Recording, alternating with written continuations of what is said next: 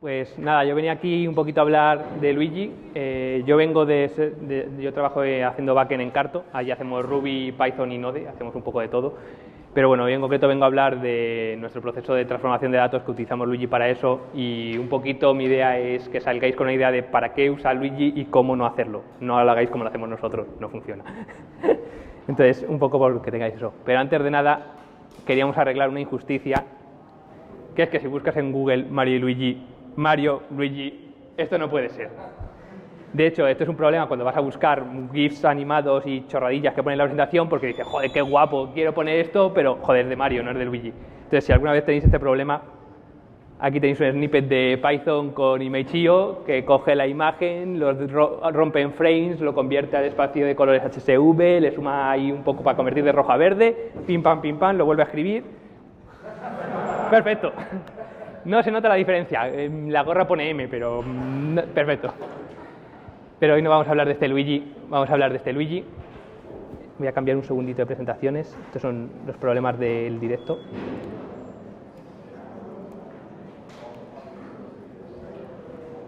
Vale. Luigi, para que no lo conozca, es una herramienta que hace Spotify, que un poco la idea es ejecutar pipelines de tareas en las que unas tareas dependen de otra y demás. ¿Y por qué vamos a compararlo con Makefile? Pues porque ellos mismos lo hacen. Esto es sacado de su página web. Conceptualmente, Luigi es similar a NewMake y los Makefiles. No estoy de acuerdo para nada con esto, pero ahora vemos por qué. Entonces, la forma de verlo un poco más fácil es, vamos a coger un Makefile sencillo, compila un .c a un ejecutable con GCC. Y vamos a intentar hacer lo mismo con Luigi y vamos viendo un poquito cómo funciona. Código en Luigi tiene tal que esta pinta, que es un poquito más grande, nada más, pero bueno, lo primero que vemos, el Makefile tiene una dependencia que es hello.c, que es el fichero de entrada. En Python, en Luigi, esto como se hace es una tarea que tiene una dependencia de otra tarea, un require. En Luigi tenemos siempre tareas como dependencias, no podemos escribir un fichero como dependencia, con lo cual tenemos que crear una tarea que decimos que es una tarea cuya salida es el fichero en cuestión y que es una tarea externa que es, no sé cómo narices ha ejecutado esto, pero ha generado el fichero en algún momento. En este caso, external quiere decir un programador ha escrito hello.c, pero podría ser cualquier cosa. Luego todas las tareas tienen un output, una salida. En este caso, la salida de la tarea de compilar sería el fichero ejecutable, igual que eso en Makefile es el objetivo. Y luego tienen también un método run, cada tarea tiene un método run que es donde hacer lo que quieras hacer. Es código Python arbitrario, tú ejecutas ahí lo que te dé la gana, siempre que al final acabes generando pues tu salida, que en este caso sería el fichero hello, sería algo así. Entonces, un ejemplo muy sencillo para ver un poco los conceptos básicos, es decir, una tarea tiene una lista de entradas que son dependencias, un ejecutable, un run que ejecutas que es el que hace todo, y una salida que es pues, lo que has generado, que se utiliza para saber si la tarea está completa o no. Entonces dices, bueno, si este fichero ya existe, pues es que ya ejecuta la tarea. Pero podemos hacer cosillas más complicadas. Este es otro ejemplo de Makefile. Para que no conozca la sintaxis, esto lo único que estoy intentando hacer es que en vez de tener un fichero de entrada, tengo dos. Entonces hago una regla que todos los .c los convierto a .o con la primera regla y luego los dos .o los convierto en un ejecutable usando la segunda tarea. Entonces, esto de forma parecida. Esto en Luigi lo que se corresponde es ese porcentaje, sería añadir un parámetro. La tarea tiene un parámetro, el parámetro afecta a qué dependencias tengo, es decir, para poder compilar tal fichero.o necesito el equivalente .c, afecta a lo que genera cada tarea generaría su .o y luego cambiaría un poquito el run con la salida del output y del input, pues utilizar los parámetros que te hayan entrado. Y luego de igual manera pues tendría otra tarea adicional para compilarlo todo, pues que sencillamente depende de las dos tareas anteriores, en este caso sí es una dependencia de tarea sencilla, y ejecutarlo pues como esto es Python, pues y tienes que ejecutarlo con tienes que coger un array de entradas y convertirlo en varios parámetros de ejecución, pues puedes usar una list comprehension. Pues ahí es el .output.path y lo conviertes un poquito, pim pam, le pasas todos los parámetros al subprocess run y listo. Esto es un ejemplo muy sencillo, pero bueno. Y esto ya nos saca la primera pregunta gorda, que es ¿cuándo usar Luigi? Si habéis visto este ejemplo, espero que nadie se esté planteando usar Luigi para hacer esto, porque hemos pasado de 4 líneas de Makefile, que vale, es feo, no se entiende, tiene ahí un $@ que nadie sabe lo que es, pero son 4 líneas, a 2 páginas de código de Python, que se entiende mejor, pero es muy verboso y bueno, no merece la pena. Además, Makefile está hecho para lo que es. Entonces, ¿cuándo tiene sentido usar Luigi? Pues bueno, las cosas buenas que tiene es muy extensible, como tanto las tareas como los objetivos es código Python, pues es tan sencillo como, mira, por ejemplo, aquí tenemos un ejemplo de objetivo, estoy intentando hacer una API de bajarme datos de GitHub para, yo qué sé, para sacar estadísticas, entonces pues puede ser que quiera saber que me he bajado ya los datos de un issue y le he metido en una base de datos. Puedes hacer aquí directamente una tarea que comprueba que existe, me voy a la base de datos utilizando un ORM y compruebo que ya existe la fila. Eso en Makefile tienes que ejecutar ahí un comando de PSQL que te devuelva 0 o 1 y cosas así, una movida. Aquí es súper fácil, puedes usar cualquier librería de Python para lo que quieras. Para las tareas igual, o sea, en Makefile lo suyo es ejecutar comandos de shell para todo, en Python pues puedes utilizar aquí el API de GitHub para bajarte de la información del issue y la metes en la base de datos y tal cual. Entonces, cuando empiezas a hacer así cosas que requieren más que manipular ficheros y ejecutar procesos, pues Luigi te permite hacer pues, cualquier cosa que haga Python. No tiene ninguna restricción realmente. Y luego, pues, se puede ver un poco para qué estaba pensado usar el Luigi y para qué es bueno, pues mirando todas las cosas que incluye, además del esqueleto de ejecución de tareas.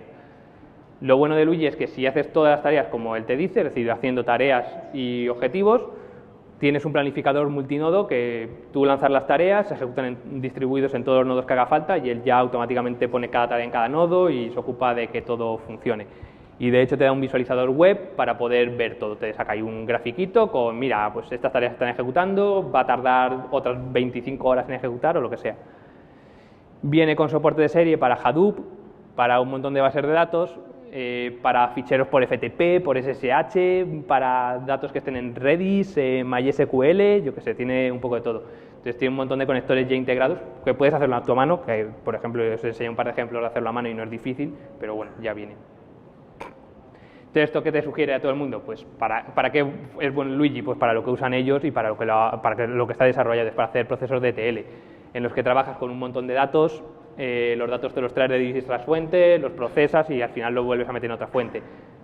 Además, si tienes varias tareas que tienen que trabajar sobre el mismo nodo, pues el hecho de que ejecutes sobre Hadoop está muy bien, porque coges, metes los ficheros en Hadoop y luego otra tarea se lo baja totalmente independiente. Y luego, por otro lado, pues os quería contar cómo lo usamos nosotros y las cosas que en el manual no te dicen.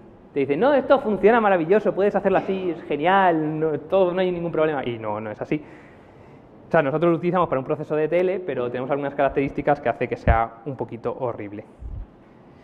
La primera son parámetros no serializables, que dicho así suena fatal, pero nosotros tenemos tareas que tienen acceso a la base de datos. Y tienen acceso a la base de datos y utilizamos como capilla de abstracción, utilizamos SQL Alchemy. Entonces, en algunas tareas tenemos como parámetros de las tareas objetos de entidad de SQL Alchemy.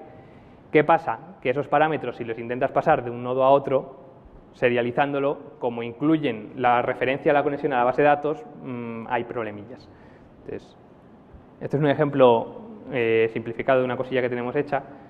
En este caso tenemos una tarea que se baja una pull request de GitHub y la mete con el ORM issue.create y la crea y la guarda en la base de datos. Y luego tenemos una tarea wrapper que saca el repositorio primero que tenemos y dice, oye, para el repositorio primero sácame las primeras 10 tareas. Entonces, hay un parámetro que es repo, que es un objeto de la base de datos, es un objeto de ORM, que incluye una conexión a la base de datos. Si lo ejecutamos así, en modo local scheduler, que esto lo que hace es correrlo con un solo nodo, lo ejecuta en local todo el tirón, ideal para desarrollo, tú lo pruebas en desarrollo, en tu máquina de desarrollo, joder, de puta madre, esto funciona ahí, te sale la carita sonriente que pone Luigi ahí, this looks, carita sonriente, muy simpático y todo.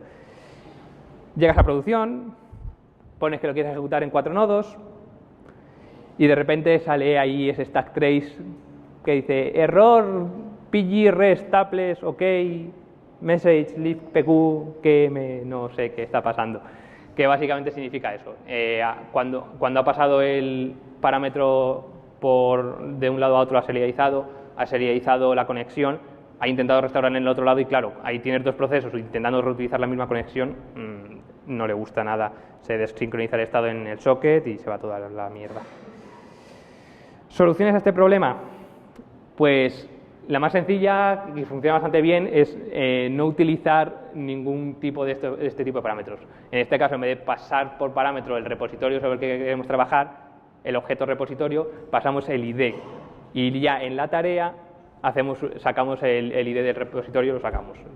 Si necesitamos el objeto lo podemos sacar. En general, una buena regla es no pasar como parámetro nada que no puedas expresar en la línea de comandos. En Luigi puedes ejecutar tareas desde la línea de comandos. Cualquier cosa que puedas expresar en la línea de comandos va a ser serializable por narices, porque al fin y al cabo lo estás serializando para la línea de comandos, tipo strings, enteros, fechas, booleanos, todo eso funciona sin ningún problema. Pero si ahora quisieras, oye, quiero ejecutar esta tarea a mano desde la línea de comandos, pues con el objeto del ORM no lo vas a poder meter. Es una buena referencia, pero en general, si haces esto funciona sin problema. Y la otra solución es que para cada tarea, en este caso con Piwik, con el ORM, se puede hacer ese decorador que lo que hace es crear una conexión nueva para este método, en el contexto de este método, ejecuta una tarea nueva, pues con eso, por ejemplo, funciona. Siempre que todas las tareas inicialicen y destruyan todos los recursos que van a usar, no hay problema. En este caso, eso fuerza que el ORM destruya todas las conexiones y las vuelva a crear, y los haces una vez por tarea, no hay problema. O sea, Luigi te garantiza que si cada tarea es independiente no vas a tener ningún problema, pero tiene que ser independiente de verdad. Otro problema común que tenemos es tareas que no dependen exactamente siempre de los parámetros, es decir, que con los mismos parámetros pueden devolver distintas cosas. Ejemplo clásico son descargar actualizaciones, es decir, descárgame la última versión del censo de España y utilizas una URL del latest que hay ahí. Entonces, el mes que viene, cuando vayas a sacarte los datos y vayas a bajar la versión actualizada, Luigi te va a decir, oye, que esto ya me lo bajé, la tarea ya está acabada, yo ya veo aquí que está en la salida. Entonces, en general, este es el problema, es ¿qué pongo ahí? Bueno, este es un ejemplo con un Git, igual, estamos siguiendo un ejemplo de Git. Si quiero hacer una actualización, un Git pull de un repositorio para tener el último código para luego trabajar sobre él, o sea, me bajo la última versión del código, ahí tengo datos y trabajo sobre ello, ¿qué pongo en la salida? En la salida puedo poner, oye, pues que exista el repositorio, vale, pero entonces si el repositorio existe nunca me va a ejecutar la tarea para actualizarlo. Entonces, ¿qué podemos poner ahí para este tipo de tareas? Hay una solución muy fea, que es la que usamos nosotros, no hagáis esto, por favor, que es, en vez de utilizar el método output, que es el que usamos aquí, que tiene Luigi, que acepta una lista de outputs que le espera, es sobreescribir complete, que es el método que hay por encima y de hecho en la documentación de Luigi te dice sobreescribir esto, que mola. Y de hecho puedes hacer aquí algo así como, oye, pues mira, esta tarea lo que vamos a hacer es, el complete me va a devolver false, una tarea self-executed, la primera vez que lo ejecute la tarea va a ser false, y si la he ejecutado ya alguna vez en esta sesión, pues pongo la variable true, devuelvo true y ya está. Esto funciona porque Luigi garantiza que solo hay una instancia de la misma tarea con los mismos parámetros, entonces esto de aquí funciona, los parámetros son serializables, un booleano, no hay problema, funciona, pero el problema es que cuando ejecutas esto la semana que viene, pues igual la instancia de tarea sigue ahí, o un día quieres añadir otro requisito, otro output, pues si has sobrescrito complete, da igual que metas outputs y demás, o que tengas tareas dependientes. Si has sobrescrito complete, va a seguir lo que diga complete. Si esta tarea dependiera de otras que no estuvieran completas, le daría igual, porque complete le está diciendo que está true. Entonces, en general, sobreescribir complete es una mala idea. Otra solución que sí más o menos funciona a este problema es como salida decirle no que este fichero exista, sino que este fichero exista y haya sido actualizado en los últimos 10 segundos o en los últimos minutos. Entonces, si tú ejecutas la tarea y hace un montón de tiempo que no se ejecuta, va a decir, bueno, el fichero existe, pero hace un año que no lo actualizo, bueno, pues me lo voy a bajar. El problema, esto tiene algún problemilla, por ejemplo, si esta tarea la ejecutas y no hace nada porque ya tiene la última versión, la fecha de actualización del fichero no va a cambiar y la va a ejecutar todas las veces. Si es un proceso de descarga pesado, puede ser mala idea.